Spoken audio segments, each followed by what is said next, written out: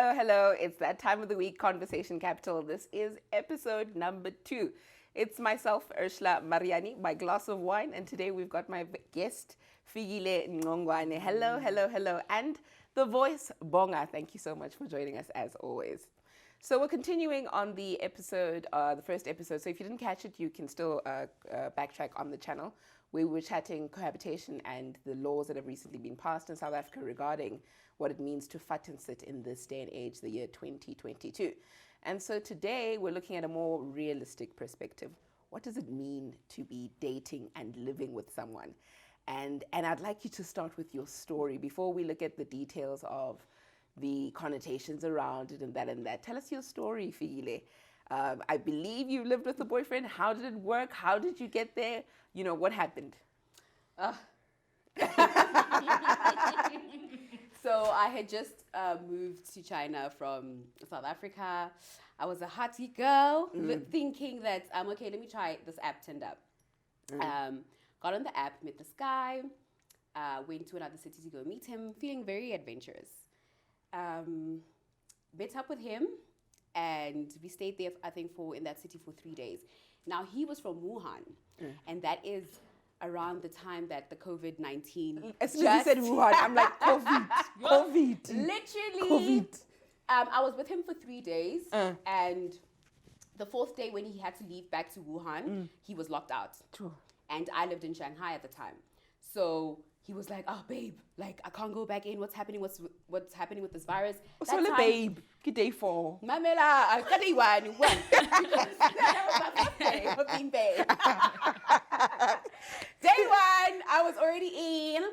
And then that time I remember I was traveling to another city with my friends, and I was so scared because I had tonsillitis, but the symptoms of tonsillitis and COVID, we just didn't know what was happening. I had exposed my friends. I'm like, oh my gosh, you just killed your friends because of a guy you met on Tinder. So eventually he stays in that city for 2 days, and then he moves in with me in Shanghai, and that's how we live together. So I didn't mean all to. Up. It just happened. Are we all listening to the same story? Bonga, did you catch that? Did you guys catch that? I didn't mean to. And at the time, we literally thought it was going to be Met this guy on Tinder, went to a different city to meet him halfway because he was coming from Wuhan, you were coming from Shanghai. Relosa vacation Lovely, weekend. Next thing, day 4, I'm locked out of my city. I need to come to you. Yeah. Well, he didn't ask. I offered. Okay. Because, I mean, Lane, that's right. we had a good time. I was like, okay, we can do this for another 14 days. I thought. It ended up being 6 months. Yo. The fuck? My goodness. A guy you just met. Mamela, I don't know this person. And to be fair, in the beginning, He was good people. Like it's happening now. But that was actually quite dangerous to do. I'm older and wiser. I hope I don't do that again. But under the circumstances, I mean, if you think that this actually is just such a practical example of how people's lives were turned upside down, everybody in a different context. You had just moved to the country. I think you were 2 weeks into the country, if I'm not mistaken. About a month, yeah. About a month into the country. Your life is about to be turned upside down even more. Now you've got a stranger. I think I have COVID from him. Yo, because, you know, yes. it was a lot. And as soon as he got to Shanghai, we went to the doctor. We didn't even have COVID tests back then. They just, who knows? I might have had it. They just gave me antibiotics for my tonsillitis, and after a week, also, you were feeling ill. I was horribly sick. Girl. And it literally, there was a safe point. to say. And I get it. Can we all originated from Wuhan, where he's from. Wuhan. And so while I was with my friends, he went to my apartment and he was waiting for me there for like a day or so. He went to go to the hospital, but again, we didn't have tests. So they just really took his temperature. He could have been asymptomatic.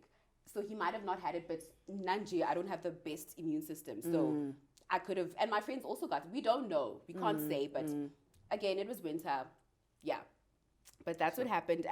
We lived together for about 6 months. I would say it was an okay experience. Good and bad, but don't move in with a guy you don't know. Because I mean, we spoke for like 2 weeks, and then we were living together. And at the time, I told him like, I don't cook, I don't clean. Let me tell you, I got still don't have that ring. But it's coming. I don't want him. Bye.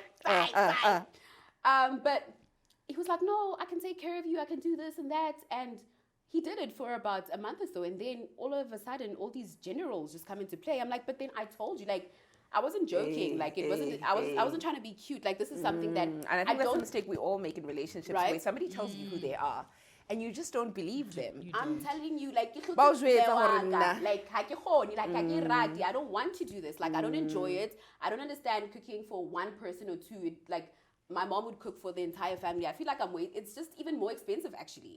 I'd rather eat out. I mean, convenience, you know, it's okay. So then that's just when the problem started to happen, because he was like, but I'm always, you know, doing this. But I'm like, you're staying here for free now. I mean, COVID. But I'm the one who got the job, though. And I'm not trying to. Wait. Let's backtrack. He was a student. He was doing his law. It's interesting to see how the roles had changed. Right? Because it's a lot of the times men don't do anything, right? And you're expected to take care of the house because they go out to work. And this happens despite the fact that both of you could probably be working. But it's usually the woman who takes the weight of taking care of the household. So it's quite interesting how that switch happened. And I didn't even. No, but I definitely think if somebody's not working. No, but not even if I'm not working. I don't like to cook and I don't want to do it. Like, I just don't want to participate. Like, I don't want to do it. And I didn't ask. He said he liked it. He says he enjoys it. So do you. Like, go forth and conquer. Like, be great. Like, I love to cook food, you know. But now, don't expect me now to do something that I told you from the jump that I don't, you know. And now, literally, I remember about 2 months in the relationship, I just felt so... because now he would be like, oh, let's make a schedule, then I'll cook 4 times, you cook 5. Oh my gosh. But let's give him a little bit of grace here. Let's be honest, you had just moved to the country. Yeah. This COVID thing had happened. They were going through a lockdown. I can imagine the fear that would have happened had she been living alone. It was a blessing of sorts. Definitely, because I didn't even have a bank account. Hey. And everything is like online with China. I didn't even know where to get groceries. So he definitely set me up with just like to kickstart my life in China. And to be fair, like he's good people, not to demonize him or anything. It's just that obviously we weren't compatible, but we wouldn't have known had we not lived together. But also living together was a blessing in disguise, because it kind of fast tracked the breakup.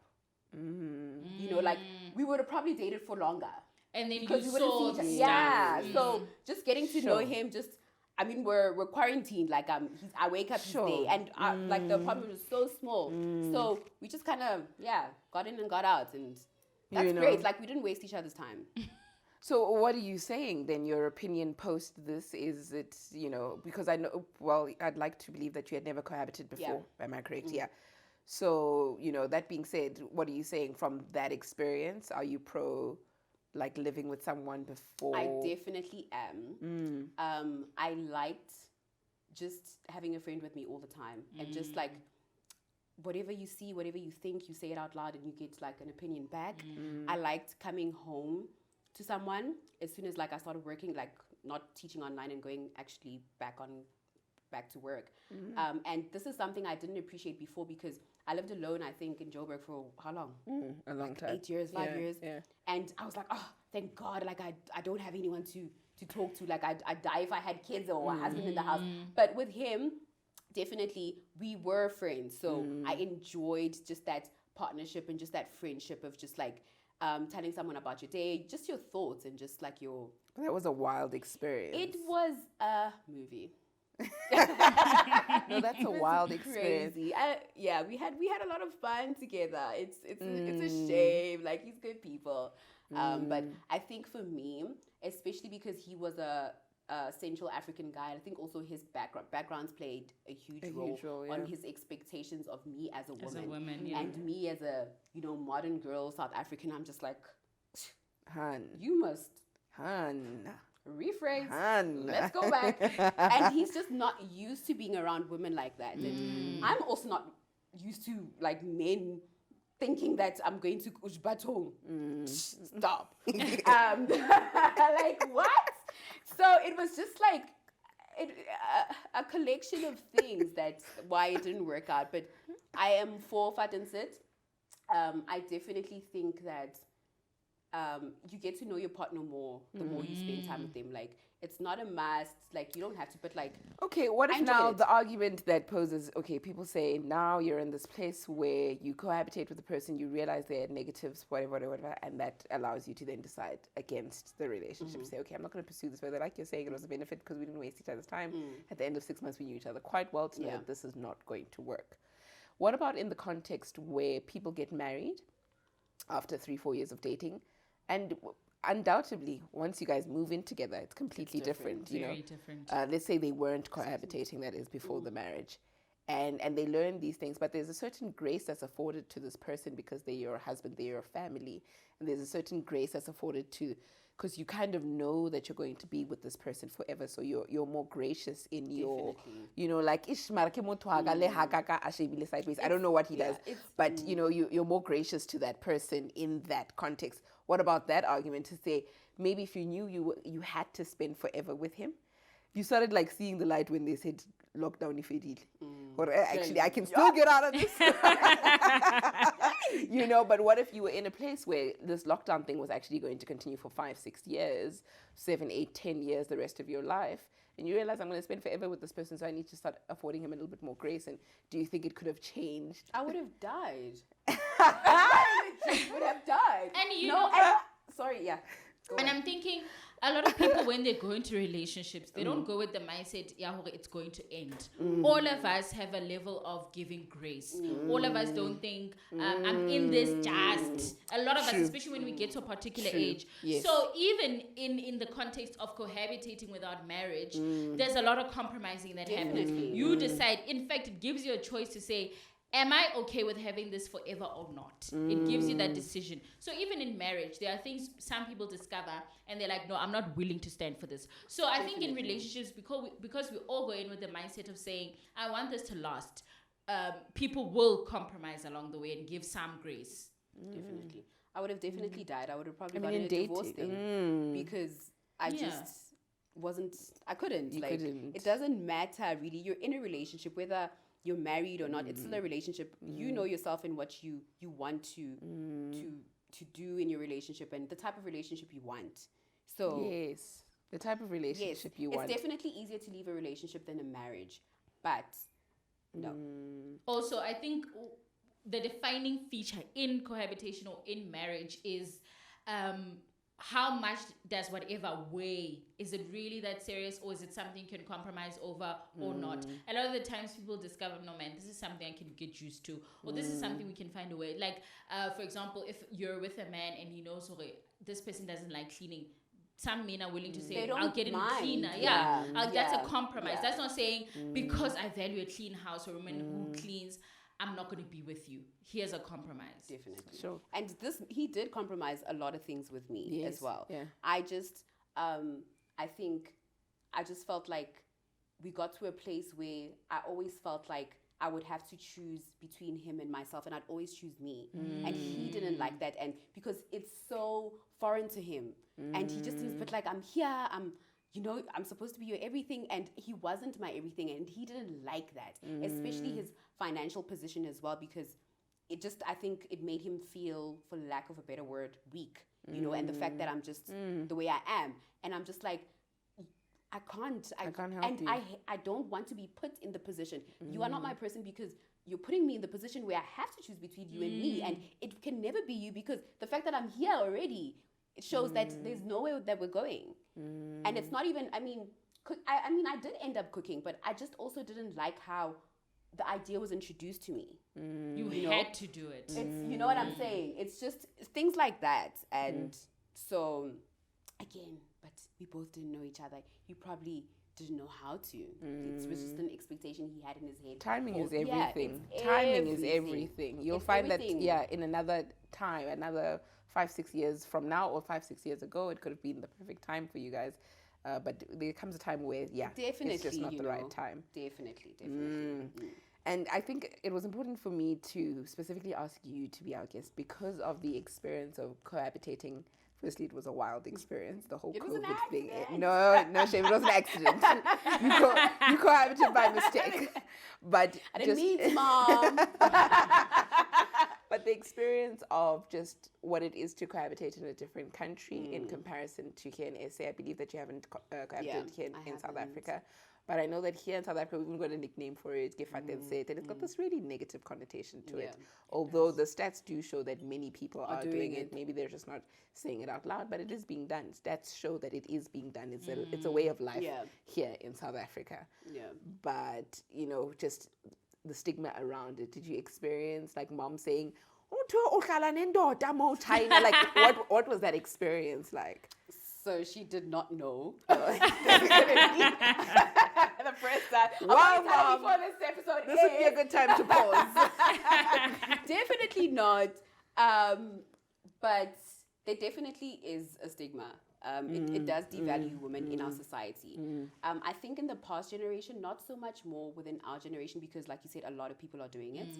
But I would still do it in South Africa, and I would believe that the person I would choose to do it with wouldn't devalue me because of it.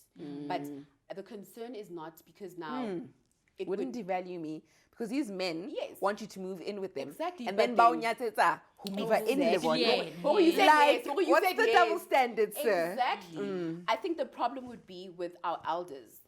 Again, I didn't tell my mom. You knew. All my friends knew. It would be also if marriage was an option. It plays a role in negotiations. Oh, but we lived with her. We know her before she was ours. Minus 10 thou. Minus 1 cow. Well, I understand. It's just like, are you serious? He wouldn't even be able to afford this lobola negotiation without me because I supported him. I made sure he grows. So I think it's the generation before us, but it's definitely up to us to educate our parents and our elders. Just to also, I think we should talk about these negotiations before they happen and just educate our elders. Hore, Batong, please don't embarrass me. And now say, Hore, I lived, even though I lived with a person, but don't devalue me because of it. Because I'd rather have a breakup than a divorce, right? Sure. So I think if you are planning to get married, it's always better to live with a person just to see if it actually works. Sure. And what I struggle with, probably because I haven't been married before. But for me, it's like, why does marriage even change things? Like, why does marriage come with this? Like, when we think cohabitation, we're thinking, let's see if we can do marriage. Why does marriage come as the next higher level? And for me, who's someone who doesn't see marriage as the end goal, like, it's not important to me whether it happens or not. I'm always like, why does it bring this extra heaviness or this extra? But it probably has to do a lot with how society views it. Like, now you're more legitimate. Now you're more. And I also think with our generation, lobola. I think something happens where a lot of men said, I paid this much. It's like they buying you. Now I own you type of vibes. No, but then, guys, let's go the whole way with whatever statement we're making here. Firstly, I think marriage, yes, it's got societal security. It's got financial security. The bank will give a loan to somebody who's married over somebody who is not. These are facts, eh? And that sucks. These are the facts. When you're single, it's a bit of a struggle for you to progress financially. 2 salaries are better than 1, right? And it's easier for you to now invest in somebody, knowing that it's like me investing in my mom or my brother. Somehow society will say, 10K. But if I give my husband 10K, it's a different thing. It was a wife who loved her man and believed in his dream. And it just reminds me of, I think everything goes back to patriarchy, honestly. Because for a long time, women needed to be co-signed by men to get loans, to get anything, to do anything. In fact, your existence or ownership was dependent on whether you're married or not. So if we are stuck with this, because we're stuck with this patriarchy, we're stuck with a lot of these archaic type of thinking. For me, it's like, why does marriage bring this extra stuff? And the fact that what if I earn better than I do if I was in a, like, I'm fine, I can afford this house. Why does it matter who I'm married or not? You should give me that loan because I can afford it. Guys, this is a different topic now. This is a topic around feminism. We're chatting all things to do with cohabitation. But these are things that we can't avoid. We cannot avoid the plight of patriarchy in our society. And it seeps into so many different facets. It seeps into our pocket, very importantly, as women. And actually, on that note, on patriarchy and cohabitation, men are not devalued by cohabitation. Why, born? It's always the girl who's been like, he hasn't married you. But just like with having a kid before marriage, it's not the guy who gets the brunt from society. It's usually the woman. So even in the cohabitation situation, it's going to be the woman that gets... It's like the guy... I've been in a situation like that, but he was never asked, when are we getting married? It was always, when they're talking to me on the corner. Not him. The burden was not on him, but it's as if it's me who must legitimize this cohabitation. What we're doing is sin and so forth. And again, if you ask him, they like, we pressured him. Wow, but they're asking you, not him. Hey guys, like I said, now we're entering into a topic of patriarchy, and it's understandable. A lot of the topics that we come across are always going to, like, we can't avoid it. But going forward, do you think it's important to live with a partner before getting married? Would you ever get married to somebody you've never lived with? That's what I'm asking you. No. Not after that experience. You see the importance in it. I do. Just habits that you don't even think of when you're dating. Because I've dated other people. But don't for you think longer. that makes you less tolerating? But again, why are you supposed to tolerate things that you wouldn't? Guys, remember, two guys. No, but but like, guys, we're human. You meet people who are like you. Huna, There are people like you who, no one can be 100% like you, but there are people with particular habits that won't like trigger you. Exactly. Trigger is an extreme word. You know what my experience is, ne? This is now living with friends. That we weren't raised the same. And I'm never going to meet somebody. And going to boarding school, there was nobody that I ever met that was raised the way my mom. I remember I once lived with a girl. Ooh, maybe this is a bad story. But I remember I've really started. I remember I once lived with a girl who thought it was okay to use the dishwashing sponge in the shower. And she called me finicky for saying, man. Let's keep this separate. And things like that. And the argument for me, because I thought she'd be like, oh, oopsie, I thought you didn't see me. But it was very like, that's a weird rule. Do you see how we see things differently? Fine. And that's the part where we kind of need to teach each other, okay, now I was raised by Mema Mareni, you were raised by, let's kind of meet a meeting ground. Isn't it easier than now when you guys are dating, just be like, ay, suka. I wouldn't break up with a person because over of that. Exactly. Okay. That, like what she said, it's triggers. Like, it's like, I can never have a man, like, tell me to cook. I hear you. With that tone, with that voice, instruct me. I hear you. But like fundamental things. Like if you accidentally no, I the hear sponge that. to wash dishes to clean the shower, give mistake, it's okay. Or difference in opinion, it's okay. Mara. Also for me, I hear that fundamentally there are certain things that are just you non-compromise. Yeah. Also for me, it's also is the person willing to see my side? Are you willing to see why this is particularly important to me, and are you willing to maybe adjust? If it's nothing, like there's some things we can't adjust, and those are the things where you'd be like, okay, no, I can't be with this person. But there's some things that are just little things. And it's crazy because the guy I dated after him, I would cook for him all the time. It's like with men, but like you're saying, it's the way they introduce anything. You know, exactly. I won't. Everybody wants, even men, you want to be tended to and like, coaxed or what another that word pasta is. You make it so nice. Can you do it again? Yes. Don't hide. You didn't cook again. I must do everything. Come on, stop. No. So, what's the desired outcome then, guys? Like, how does it work when you enter into this cohabitation thing? Are you now saying, okay, we're doing this, we'll see where it takes us? Or are you saying, okay, after 3-4 years, maybe we can get married? Because what I've learned is that I'm really tired of being a bystander, because that's the part of patriarchy, where you kind of have to wait for the man to give you the direction of this relationship. The man is the one that says, Rajola no. The man is the one that says, now we're getting engaged, now kitisa malome. At which point do I weigh in to say, actually, I want to be married by this time, I want to have kids by this time, or I want to have a kid and then be married at this time. At which point do I have this authority and say over my life? So what's the end goal when you enter into a cohabitation relationship as a real modern woman who's really got, a voice over her own life, really, what do you say? Do you say, okay, 2-3 years from now? Or are you saying, hey man, it's free flow? How do you take ownership? For me, it's up to you. Yeah, I was about to say the same. up Like to for you. me, marriage hasn't always been like the end goal for me. It's not like I don't want to be with you, but it's not like something I aspire to or something I desire. So I can never be with someone and be like, after these few years, I want to be married, and so forth. So I think it depends on you. If marriage is important to you, or at the end, I wanted to get married, then you make that clear. Definitely in the beginning. And you might want to get married, but as soon as you know this person, you might not want to be married to them.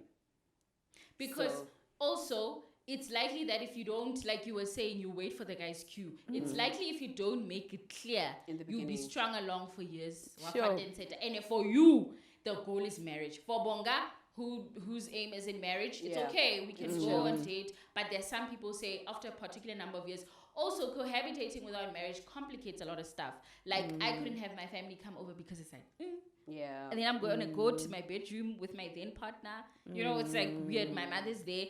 So we couldn't have visitors from the family, for elders. So it complicates stuff. So you have to decide as a couple. Yeah. Yeah, what works for you guys? What works for you guys? Films, you mentioned that, okay, there was a bit of a rush regarding you and the specific because COVID, because Wuhan, because what a movie. But what's the right time then? What's the right time to say, okay, let's move in together? I don't think there's a right time. I think you just feel like vibes. Just feel if you get along with a person and if you're willing to take that step. Obviously not 2 weeks. Yeah, no. Maybe after 3 months. 3 months. Maybe Is 3 months a good number? Maybe. Maybe. We can start thinking about it after 3 months. Yeah, not 2 weeks. Don't do it. Don't try it at home. Maybe after 3 months, if you feel like it's going to be serious, because it's serious. You're sharing expenses. You're sharing your energy.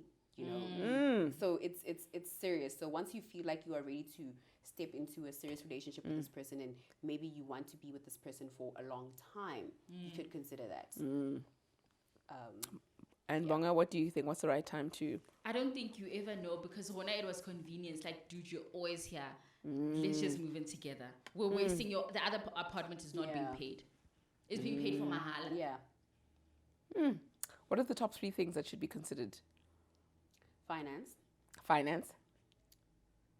Compatibility. Compatibility.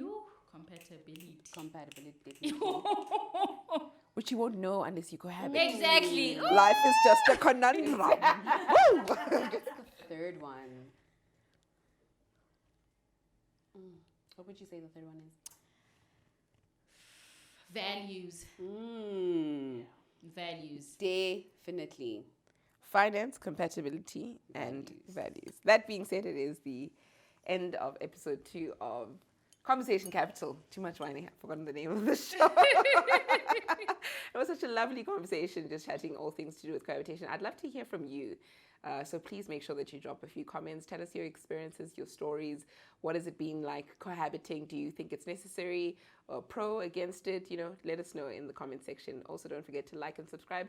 Tell your family and your friends and your partners, your cohabiting partners, about the Conversation Capital. Until next time, goodbye and God bless.